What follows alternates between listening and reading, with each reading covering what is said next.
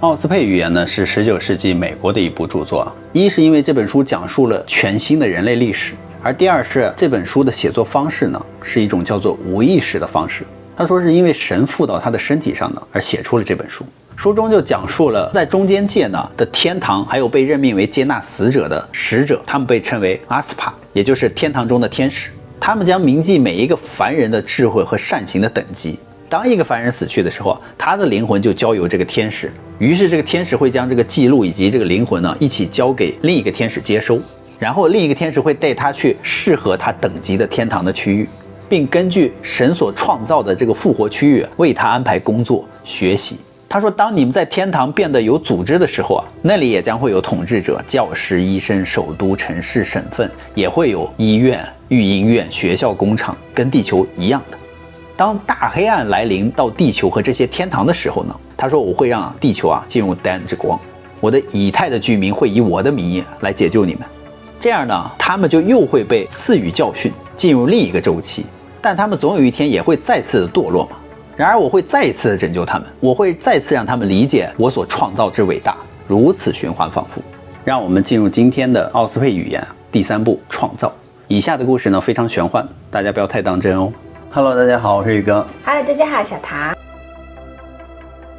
假后神就说呢，我以旋风为迹象呢，向人类展示了我所创造的世界的样貌。当你们看到旋风的力量集结在地上的尘土呢，将它们一起驱动的时候，你就应当理解和知道，我是以同样的方式呢，将天空中的所有的氛围界呢聚拢在一起。我也是以旋风的力量来创造了，比如说宇宙、太阳、月亮、行星、地球。我命令人给我以太界的这个旋风命名，于是他们就称其为漩涡和环流，根据其形状来命名的。我以旋转的力量呢，在最远端迅速的驱离，聚集了漂浮在天空苍穹之中的氛围界，它们就成为了我有形的世界。那么我在漩涡的中心创造它们，并以漩涡的力量呢，使它们旋转，按照我为它们分配的轨迹运行。我所创造的漩涡呢，比行星和卫星呢更为广阔。我在某些有形的世界的周围设置了星云带和光环，以便人类呢能够理解我的漩涡世界的旋转。那么这些星云带和光环的存在呢，就提供了关于宇宙运动的视觉经验，而使得人类能够更好地理解我的创造。对于每一个创造出来的有形世界呢，我首先创造了一个漩涡，然后呢通过它旋转和天际中的移动的位置呢，使漩涡孕育出有形的世界。那么这种创造的方式就揭示了宇宙的运作方式也是如此，让人们更加深入地了解我的智慧和创造。我为太阳创造了一个巨大的漩涡，并在其中创造了许多有形世界的漩涡。那么这些漩涡都受到了太阳漩涡的支配，我使太阳漩涡旋转呢，并使其力量呢来携带其他的漩涡，根据它们的密度和位置呢，它们就这样围绕着太阳旋转和前进了。人们不要以为我把天空创造成了贫瘠的荒地毫无用处，其实根本就不是如你们所见的。其实它就像人体一样实质而是有形的，正如人的实质的体型适应有形的大地一样呢，灵性的形体也适应我的以太世界，都是一样的。所以我赐予了3大领域嘛，就是实体界、氛围界和以太界。人感知了世界上一般的形成呢，并祈祷自己的眼睛能够打开，看到天堂世界的征兆。然而Jehovah就说我使空气中的云彩突然浮现，不同的风流使得不可见的东西呢，对人类的感官变得可见和可触摸了。同样的，我使以太界的流动而带来了中间界嘛，然后才形成了有形的世界。那么在宇宙中的一切呢，我使不可见的物质呢统治着可见的物质，让云的形成在人们的眼前展示，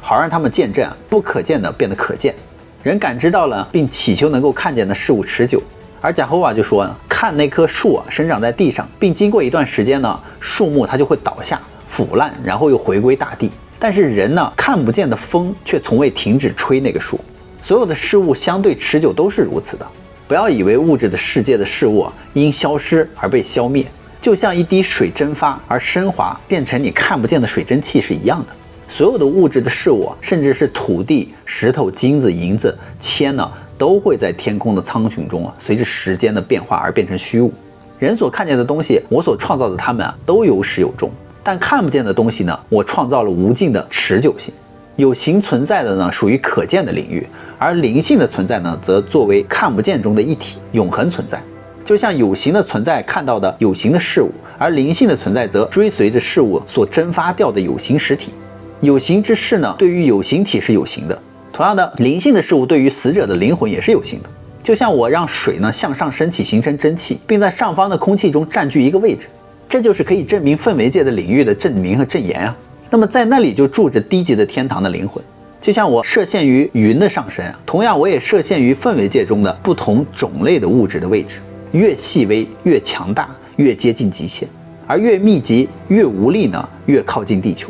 所以根据氛围界中不同的高度的状况呢，无论是靠近地球的还是高高在上的，人的灵性呢都会在第一层天堂中找到自己的位置。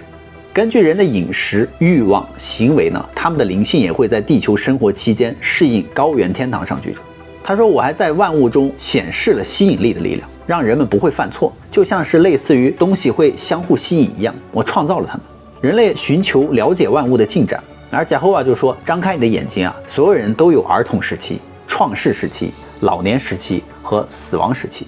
我所创造的所有的有形的世界也是如此的。它首先以气态存在，由漩涡带着它往外，当它凝结的时候，摩擦就产生热量，它就融化了，在天上就会成为一个火球，然后它就成为一个新生的世界。我把它放在了预备好的轨道上。那么在下一个时代呢，我把它带进Same， 就是一种可以创造生命的物质，因为它已经成熟，可以孕育出生物了。我授予它种植和动物王国。那么在接下来它进入了 Hotu， 那么在这里它就已经能够孕育生命了，它的年龄就像那些老年人一样。接着它会进入阿杜，再也无法孕育生命。然后呢，就来到 UZ， 它就被带到了无形的领域中。接着呢，我就让星球、太阳、月亮、星星消失，我让树从地面长出来，给它时间结果，然后到荒芜，然后死亡和分解，都是一个道理。我用丰富的土壤呢，种备新的农田，带出收成，然后那些耗尽的旧的农地呢，人们将权衡整个世界的进展和命运。任何的人都不要因为猛犸象和龙鱼的体型而感到惊奇，因为他们在某个时代曾经存在，就如同今天的浮游生物一样，也存在着。我在蜜蜂女王的身上给了你们一个征兆，因为在蜂巢的改变中她从同样的胚胎方式诞生女王，所以你要明智，记住地球不再像古时候那样处在稳定的位置了，已经让这一点知识呢，成为你对地球的成长、变化和努力的见证。然而人所见的和所未见的，只是我整个身体的一部分而已，因为我是整个世界。那所有的生灵如何得以诞生呢？神说，让我给人类一个符号也可以让他们理解Same， 就是贾霍瓦让水母和水中的这个绿色污垢在所有的时代中不断的出现，以便人类能够理解Same。当时地球岸边和水域呢，都是被氛围界中的这个物质覆盖着，这种物质就被称为Same。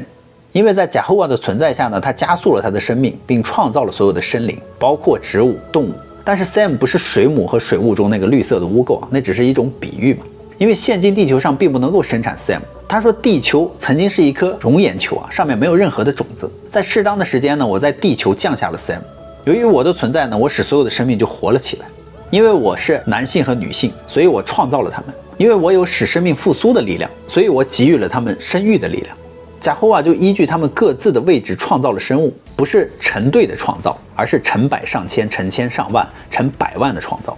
贾霍瓦就说，依据他们各自的位置以及在 Same 上的那个光芒呢，使得他们的颜色鲜艳，适应他们的所居之地。我在地球上创造了每一个生物，每一种都是独立创造的，没有一种生物是由另一种生物而演化出来的。所以在地球上标志着一个迹象，让人们在黑暗中呢，就是不要相信一种动物它改变了会变成另一种动物。神还说呢，他说我允许不同的动物繁衍出一种新的物种，但是这种生物不像它的母亲和父亲一样，但是这个新的物种呢，它是不育的，就像马和骡子呢会生出驴一样。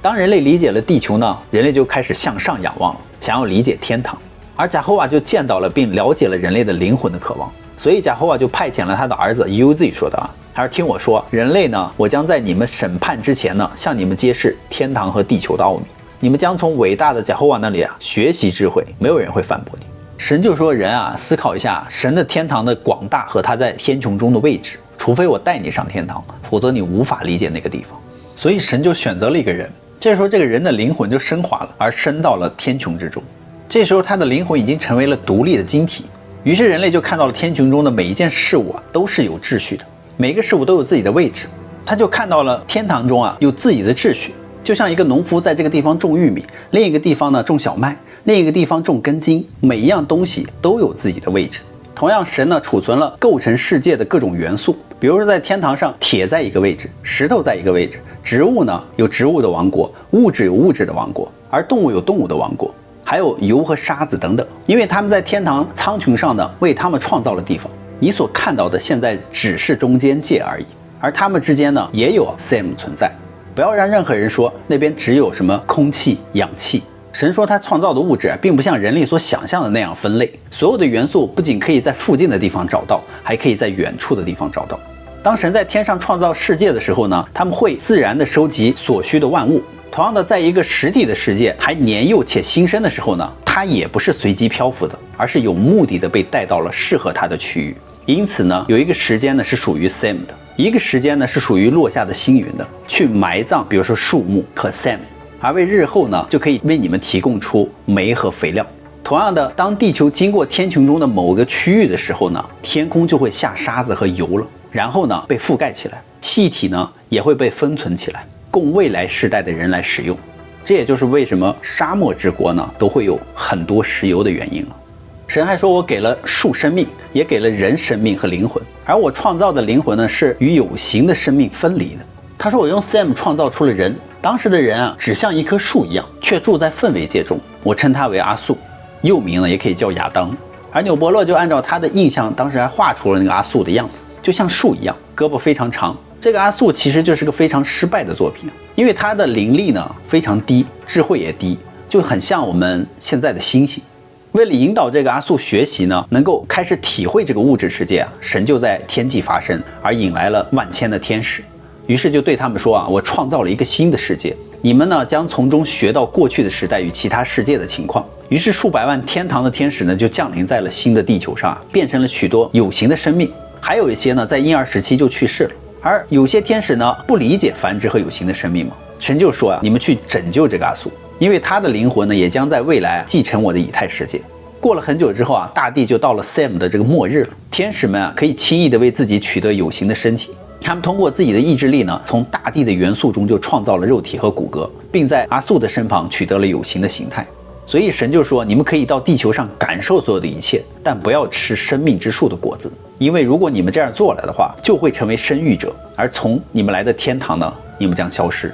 而天使呢，灵力是非常发达，可以和神直接沟通，但是自我的控制能力是没有的，因为他们进入了地球上有形的生命体内啊，是具有一定兽性的。于是他们没有理解这个贾侯瓦的话，他们与阿素人同住而被引诱了，就吃了生命之树的果实。于是呢，就诞生了一个新的种族，叫做以星。这个时候呢，贾侯瓦就解除了地球的生育之苦，而天使们也放弃了他们有形的身体，又回去了。也就是在这个以星出生之后，贾侯瓦就说啊，我用我的灵魂啊，使你们的种子结出了果实，以星啊将与生俱来的权利会进入我的以太世界，正如我唤醒的第一个诞生的种子，我将唤醒地球上每一个男孩和女孩的种子，他们将在怀孕的时候啊接受我所赐予的新的灵魂。正如有形的地球消失了一样，第一个种族啊阿素啊也将会消失，但是呢我不会消失，因此以星呢灵魂也不会消失。神就说呢，让地球的子民都必须有一个记号，好让他们能够理解天空中的丹哈，就是一种光的周期的厘米。这个丹哈呢是每3000年出现一次啊，伴随着灵性和神迹的表现。一个丹的时间会持续33年。正因如此呢，他说我会赐予地球上一个创造生命的时期，以及天使们来到地球啊，享受死亡和不朽的第一个果实的时间。同样的，人类在特定的时间季节呢，将从我在天上的众神之中接收正言。而且哈瓦就让地球和太阳家族运行于轨道之上，这个轨道呢需要他们470万年。他们在轨道的线上每3000年距离呢会放置一个以太光。当地球通过这个以太光的时候啊，来自第二天堂的天使就会进入其有形的存在。他们作为使者，数以百计、千计、数万计的来到地球。这些被称为最高级别的以太人呢，他们并不以单独的个体出现，也不是为了一个单独的凡人而来。贾哈瓦就向地球上的人显示了这个记号，他就说啊，这个丹的光开始之初呢，新死者的灵魂将会有能力承担有形的身体，并与凡人面对面的出现对话。每隔3000年呢，贾哈瓦在地球上就给予这个记号。那些学习这些并熟悉的这个灵魂的力量和能力的人呢，就可以对地球上的人类来做证明了。所以当这些丹的时间内啊，这些记号显现时啊，人类就会知道最高的天堂之君啊即将到来，让那些想变得聪明的人列举出我的巨大之光。因为在这个时刻呢，我会废除旧有的事物，而重新建立我的子民。这可能就是圣经中所说的耶稣降临了。书中就说每过3000年呢，他们会显现在人类面前一次。那这一个3000年是不是马上就要到了呢？那神还对留在地球的天使说呢，我将分配一部分的智慧和经验丰富的酋长给你们，他们擅长创立天国，他会将从你们中任命官员使者，给你们分配工作，就像我在其他世界上的低级天国一样。那酋长呢就被称为天堂和地球的神。那么这个神将在他的天堂城市内拥有一个议会、王座等等，而这个地方呢就被称为Hori， 因为他们是这个天空上来到地球的第一个王国，他们将统治属于地球的天使凡人，有形的存在和灵性的存在都将服从于他们。神将任命在他之下的酋长，他们将下降并与有形的存在一起居住在地球上。这些酋长呢在地球上会被称为主。他说，但是他们是我所委任的神灵的最低级别。所以难道这个最低级别的就是我们地球上经常说的主吗？贾后就说神和众主呢将统治200年甚至1000年更多年，但从未超过3000年。他说，根据我带领地球进入的丹的光的区域呢，神灵和众主们的任期也随之完成。也就是说，在这个丹时期的到来呢，这些神呢都会随着以太界的这个船只的降临，他们会接走这些在地球统治3000年之内的这些神或者是主，然后将他们带到更高级的以太界去，相当于就是他们在地球完成了他们的修行。所以神就说让氛围界的天使们聚集起来，组织了地球天堂的第一个国度。那这个地方就被称为潘大陆，它是位于地球的高原之上。神在此呢就召集了5个儿子。神说我已经给你们每一个诸神一个地球的巨大区域，那每一个区域都以你们的名字来命名，那每一个区域都在它的位置上，它们分别是潘大陆、亚洲、美洲、非洲、欧洲。这是诸神的主宰在地球上统治的第一任王朝。对于地球以及氛围界的描述呢，也就到此了。所以故事讲到这里呢，这一章的内容也就讲完了。敬请期待下一集奥斯佩预言吧。好啦，我们今天的视频就到这。喜欢我们频道的朋友，欢迎在下方留言与我们互动哦。别忘了订阅关注宇哥与小唐的频道哦。拜拜。拜拜。